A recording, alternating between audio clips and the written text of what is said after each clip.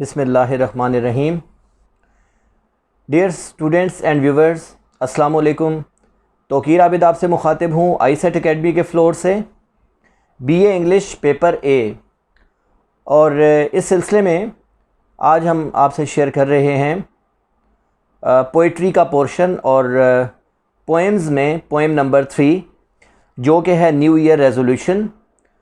तो वीडियो शुरू करने से पहले मैं थोड़ा सा इसका तारुफ आपको बता दूं। एक तो ये कि एग्ज़ामिनेशन पॉइंट ऑफ व्यू से ये पोएम जो है ये बहुत इंपॉर्टेंट है, आपको इसको लाजमी याद करना है।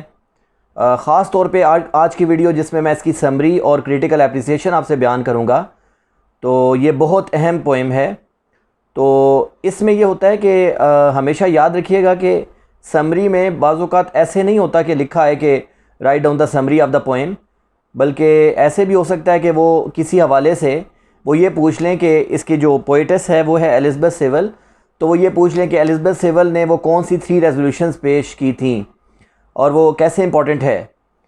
नया साल जब आए तो आपको कैसे केयर करना चाहिए कि आपकी ज़िंदगी में गुज़श्ता साल के जो सिंस हैं उनका एलिमेंट शामिल ना हो। तो एनी हाउ आपको इस हवाले से इसको देखना पड़ेगा कि कोई भी ऐसा पोर्शन ना रहे कि जिसमें आपको क्वेश्चन की रिकग्निशन में मसला है। मतलब ये पेपर में जो क्वेश्चन आए आपको कम से कम ये पता हो कि ये क्वेश्चन जो है इसका क्या मीन बन रहा है, तभी आप उसका आंसर लिख सकेंगे।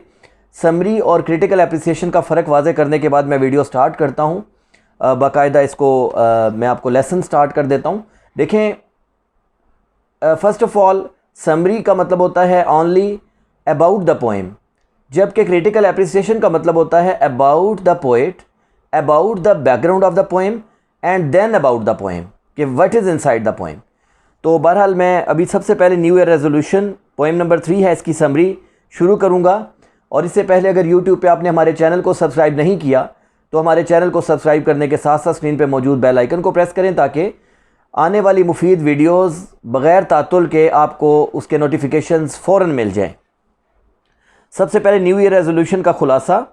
शायरा नए साल का इस्तकबाल गैर रवायती अंदाज से करना चाहती है। आम लोग नए साल के मौका पर मुख्तलिफ़ किस्म की खुशियाँ मनाते हैं, पुरमसरत तकरीबात का एहतमाम करते हैं, लेकिन शायरा नए साल के मौका पर अपनी रूह को गंदगी से पाक, गुनाहों की गंदगी से पाक करना चाहती है। वो दुनिया के शोर ग़ुग़ा से दूर रहकर कुछ गौर व फ़िक्र करना चाहती है और इस गौर व फ़िक्र में वो अपने आप को एहतसाब के लिए पेश करती है, सेल्फ़ अकाउंटेबिलिटी। वो माजी में किए गए मुख्तलिफ़ कामों का जायज़ा लेती है, वो अपने गुनाहों को याद करती है, अपनी रूह का एहतसाब करती है। वो दिन में 2 दफ़ा अपने आप को ये याद दिलाती है कि वो कौन है, उसके फ़राइज़ और उसकी ज़िम्मेदारियाँ क्या क्या हैं और उसको कैसे उन्हें निभाना है। इस तरह वो माशरे के एक शहरी के तौर पर अपने फ़राइज़ में गफलत और कोताहियों का जायज़ा लेती है। इस तरह से वो अपने जहन और ज़मीर को गुनाहों से पाक करती है। रात के वक्त एक दफ़ा फिर वो अपने ज़िंदगी के तलख़ हक़ाइक़ का जायज़ा लेती है और उसका सामना करती है। हकीकत और सच्चाई का सामना करने के लिए इंसान के पास शेर का जिगर होना चाहिए। शायरा नहायत जुरत के साथ इन तमाम बुराइयों और ख़ूबियों का जायज़ा लेती है जो उसकी ज़ात के अंदर मौजूद थी। सच्चाई के एतराफ़ से उसके अंदर एक नया हौसला और जज्बा पैदा होता है। इस नई आगही के साथ वो सकून के साथ सोती है, क्योंकि सच्चाई और हक़ाइक़ का एतराफ़ और मुकाबला ही इंसान को सकून और अब्दी राहत बख्शता है। तो आपने देखा कि असल में शायरा जो है वो बेसिकली रूहानी तौर पे चाहती है कि नया साल कैसे शुरू किया जाए, और इस सिलसिले में वो फिर क्या करती है, सबसे पहले वही काम जो हमेशा जब भी आपने माशरे से गुनाहों का ख़ात्मा करना हो या अगर आप चाहते हो कि इस माशरे से गुनाह ख़त्म हो जाएं, तो उसका सबसे पहला फार्मूला ये होता है कि अपनी ज़ात में से उन चीज़ों को ख़त्म किया जाए। तो शायरा भी यही काम करती है। तो सबसे पहले मैं इसकी समरी डिस्कस करूँगा और तवज्जो से सुनिएगा, नोट्स अपने साथ साथ बनाइएगा, प्रिपेयर करिएगा, और इसको मैं कोशिश करूँगा बिल्कुल ईजी ट्रांसलेशन में मैं आपके सामने पेश करूँ। The poetess wants to make 3 resolutions. शायरा 3 करारदादें पेश करना चाहती है at the beginning of the year, साल के शुरू में। She expresses her determination. वो अपने पुख्ता इरादे का इजहार करती है उसको एक्सप्रेस करती है। To lead a better and happy life, एक बेहतर और खुशो खुरम ज़िंदगी गुजारने के लिए, इन फ्यूचर, मुस्तकबिल में। शायरा जो है वो मुस्तकबिल में एक बेहतर ज़िंदगी गुजारने के लिए अपने पुख्ता इरादे का इजहार करती है। In order to lead better life in future, मुस्तकबिल में बेहतर ज़िंदगी गुजारने के सिलसिले में, she wants to take stock of, वो जायज़ा लेना चाहती है, हर पास्ट मिसडीड्स, अपनी माजी की बदआमालियों का। She wants to be away from the fever and fret of modern life. Fever and fret का मतलब होता है शदीद इज़्तिराब, शोर व ग़ौग़ा। वो जदीद दौर के शोर व ग़ौग़ा से दूर रहना चाहती है। She wants to get some moments of, वो कुछ लम्हात हासिल करना चाहती है, लेयर एंड पीस, फुर्सत के और अमन के, in the hectic business of life, ज़िंदगी के इस हंगामा खेज़ कारोबार में। शी विशेज़ टू, वो ख्वाहिश का इजहार करती है, ड्रिंक लॉन्ग ड्रॉट, लंबे घूंट पीने के, ऑफ रिपोज, सकून के, एंड थिंक, और वो सोचना चाहती है, about her future course of action, अपने मुस्तकबिल के लाहे अमल के बारे में। कोर्स ऑफ एक्शन का मतलब होता है लाहे अमल। शी विल अंडरगो, वो ज़ेर असर चली जाएगी, a process of self examination, ख़ुद एहतसाबी के एक अमल के।